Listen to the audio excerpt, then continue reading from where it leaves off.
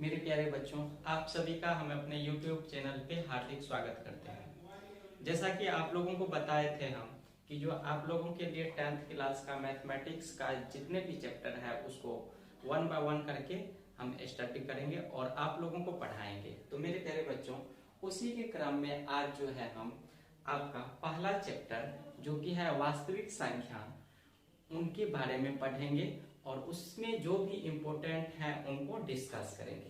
तो मेरे प्यारे बच्चों, जैसे कि आपका वास्तविक संख्याएं हैं, तो इसमें जो है वास्तविक संख्या होता है क्या? मेरे प्यारे बच्चों, वास्तविक संख्या होता है क्या? तो वास्तविक संख्या जितने भी आपका परिमेय संख्या है और अपरिमेय संख्या है, दोनों संख्याओं के समूह को क्या बोलते हैं? वास्तविक संख्या कहते हैं। तो पहले देख लेते हैं परिमेय और अपरिमेय संख्या किसे कहते हैं। मेरे प्यारे बच्चों,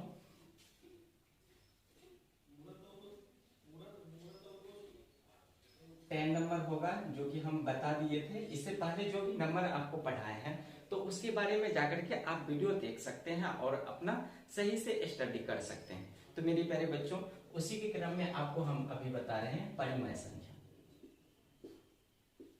परिमेय संख्या, तो मेरे प्यारे बच्चों, परिमेय संख्या को क्या बोलते हैं? Rational number.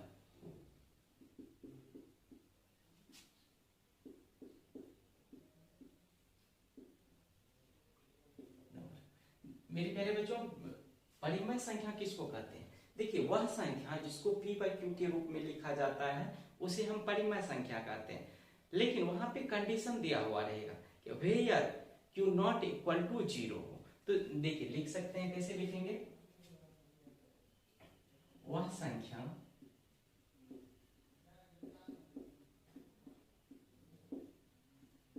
संख्या है जिसे p बाय क्यू के रूप में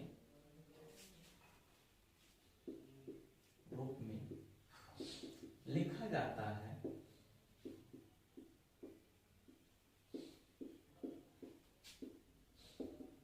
उसे परिमेय संख्या कहते हैं।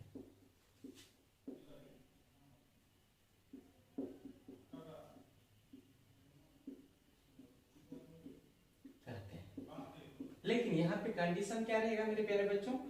क्यू नॉट इक्वल टू, जहां क्यू नॉट इक्वल टू 0 हो, मतलब क्यू कभी भी 0 के बराबर नहीं होगा, तो उसे हम क्या बोलेंगे मेरे प्यारे बच्चों? परिमेय संख्या कहेंगे। तो और दूसरा जो है 11 नंबर होंगे, तो 11 नंबर में जो है आपका अपरिमेय संख्या, वह संख्या है जिसको हम p बाई क्यू के रूप में नहीं लिख सकते हैं, उसे हम क्या बोलते हैं? अपरिमेय संख्या। क्या बोलते हैं? अपरिमेय संख्या। अपरिमेय संख्या।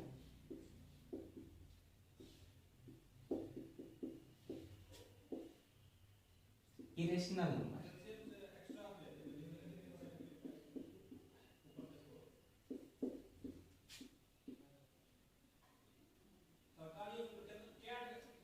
देखो मेरे प्यारे बच्चों, ये दोनों संख्याएं इतने इंपॉर्टेंट है जिसमें कि आपका जो है ऑब्जेक्टिव में 10th क्लास में जो है आपका 4 से 5 मार्क का ऑब्जेक्टिव में पूछ लिया जाता है।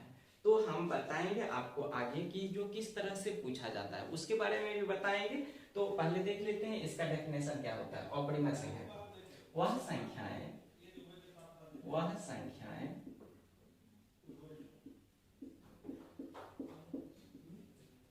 जिसे p बाय क्यू के रूप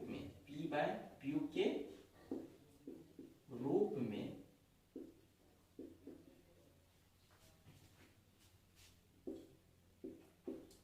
नहीं लिखा जा सकता।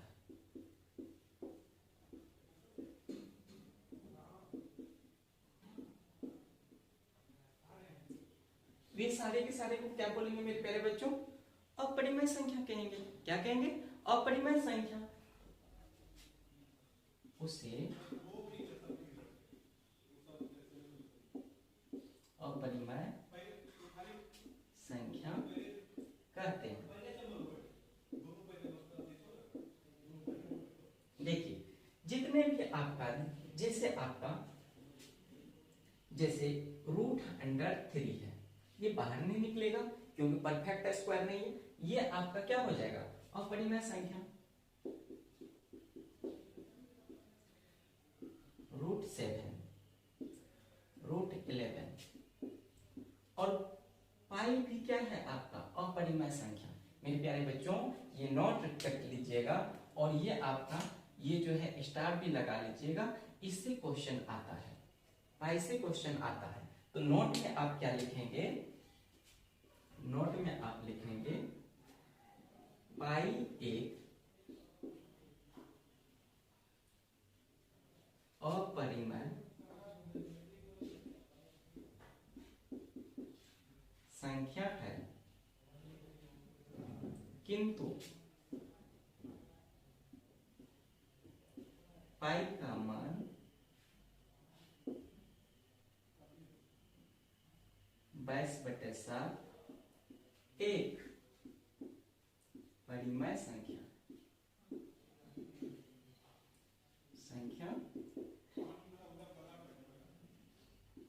तो मेरे प्यारे बच्चों कब परिमेय संख्या होगा, कब अपरिमेय संख्या होगा, उसके बारे में अभी बताते हैं। ठीक है, आई होप आप लोग इसके बारे में समझ गए होंगे, बहुत अधिक इंपॉर्टेंट है। इसमें देखिए मेरे प्यारे बच्चों 3 मार्क्स का जो है एक तो प्रूव्ड करने के लिए भी आ जाता है, जैसे सिद्ध करे √3 एक अपरिमेय संख्या है, इस टाइप से पूछ लिया जाता है। तो मेरे प्यारे बच्चों देखिए हम धीरे धीरे पढ़ाएंगे, लेकिन क्या चीज आपको सही तरीके से समझाएंगे और सही तरीके से पढ़ाएंगे। इसलिए मेरे प्यारे बच्चों आप जो है अच्छे से पढ़ाई कीजिए। और आप लोग जानते हैं, आप लोग जो है 10th क्लास का बोर्ड एग्जाम के लिए जो है आप लोग लास्ट स्टूडेंट है, इसलिए जो है आप लोग प्रिपरेशन अच्छा से कीजिए और अच्छा से रिजल्ट लाइए। क्योंकि अब की बार जो देखे मेरे कोचिंग से 2 बच्चे थे ऐसे जिसका 450 प्लस गया, जिनके बारे में हम क्लास में भी बताते थे कि जो काजल नाम की लड़की जिसका कि 450 प्लस जाएगा, और एक लड़का है जिसका कि 450 प्लस गया है, गौतम नाम।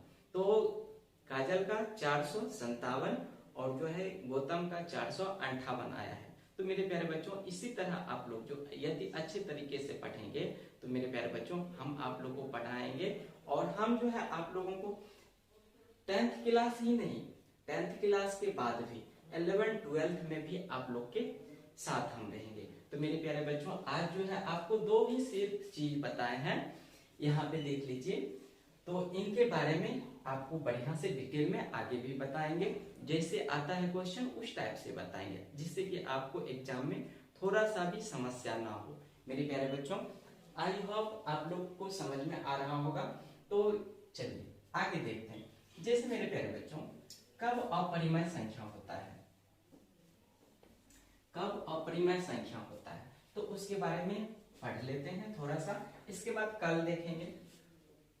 कल अच्छा से आप लोगों को जो है इससे आगे पढ़ा देंगे। थोड़ा सा कवर करना चाहते हैं, अभी ज्यादा लंबा चौड़ा वीडियो नहीं रहेगा, क्योंकि आज जो है मेरा थोड़ा सा तबीयत खराब है, इसलिए जो है शॉर्ट ही वीडियो रहेगा, ज्यादा बड़ा नहीं रहेगा। तो मेरे प्यारे बच्चों जैसे अपरिमेय संख्या कब होगा, मेरे प्यारे बच्चों आप नोट में लिखेंगे। देखिए यदि मेरे प्यारे बच्चों देखिए यदि m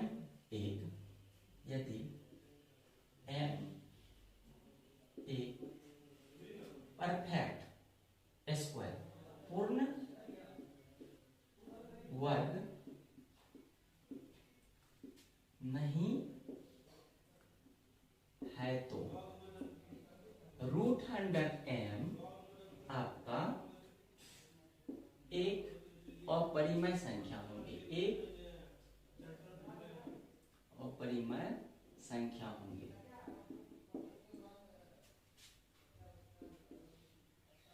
यदि आपका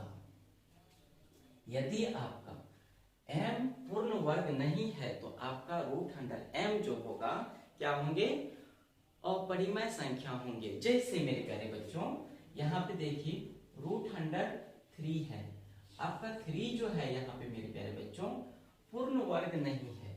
3 जो है पूर्ण वर्ग नहीं है। m की जगह पे यदि √3 लिए हैं तो ये आपका पूर्ण वर्ग नहीं है। क्या नहीं है? पूर्ण वर्ग नहीं है। किंतु यदि m की जगह पे, जैसे m की जगह पे √4 लीजिए तो मेरे प्यारे बच्चों ये 4 को आप ऐसे लिख सकते हैं 2 इंटू 2, और जो कि आपका पूर्ण वर्ग है। मेरे प्यारे बच्चों रूट का मतलब होता है क्या? हाफ। जैसे कि आप लोग को बताया कि रूट का मीनिंग क्या होता है? हाफ होता है। तो इसको ऐसे लिख सकते हैं 2 के पावर 2, और रूट का मतलब क्या? हाफ। तो आप लोग को बताए थे a का पावर m का होल पावर n रहता है, तो ये हो जाता है a to the power m into n, इस टाइप से। तो मेरे प्यारे बच्चों इसको कैसे लिखेंगे? 2 का पावर 2 इंटू 1/2। ये 2 से ये 2 कैंसिल, आपका मेरे प्यारे बच्चों 2 बचेगा। ठीक है। यदि आपका m परफेक्ट स्क्वायर है तो वह आपका परिमेय संख्या होगा। यदि आपका m पूर्ण वर्ग नहीं है, कोई भी संख्या का पूर्ण वर्ग नहीं है, तो तब जाकर के आपका √m जो है आपका अपरिमेय संख्या होंगे। ठीक है मेरे प्यारे बच्चों। चलिए इसी तरह से मेरे प्यारे बच्चों क्या चीज, यदि m पूर्ण घन नहीं होगा, यदि m पूर्ण घन नहीं होगा तो फिर जाकर के जो है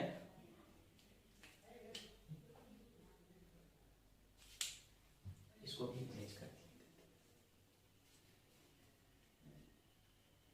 दूसरा नोट में जो लिखिएगा मेरे प्यारे बच्चों, सेकंड नोट जो होगा, यदि m पूर्ण घन न हो तो देखिए थर्ड रूट ऑफ m जो होंगे आपका क्या होंगे? अपरिमेय संख्या होंगे। क्या होंगे मेरे प्यारे बच्चों? अपरिमेय संख्या होंगे।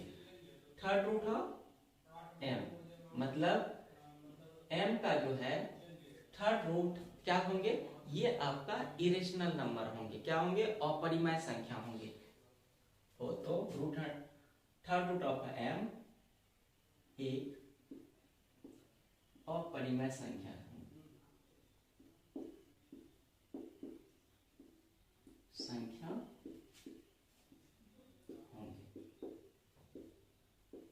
किंतु यदि आपका परफेक्ट क्यूब यदि है तो आपका वह जो होंगे क्या चीज? परिमेय संख्या होंगे। जैसे दोनों का हम एक एग्जांपल ले लेते हैं। जैसे देखिए यदि आपका, जैसे देखिए थर्ड रूट ऑफ 9 है, m की जगह पे 9 ले ली, तो मेरे प्यारे बच्चों ये आपका क्या होंगे? अपरिमेय संख्या होंगे। क्या होंगे मेरे प्यारे बच्चों? अपरिमेय संख्या।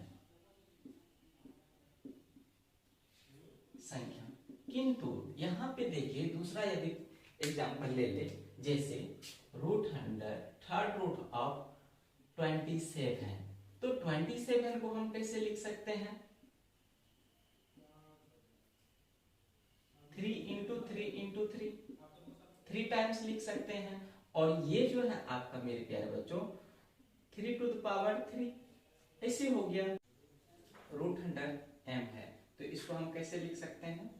m to the power 1/2 half. यहाँ देखिए थर्ड रूट ऑफ m है तो इसको क्या लिखेंगे?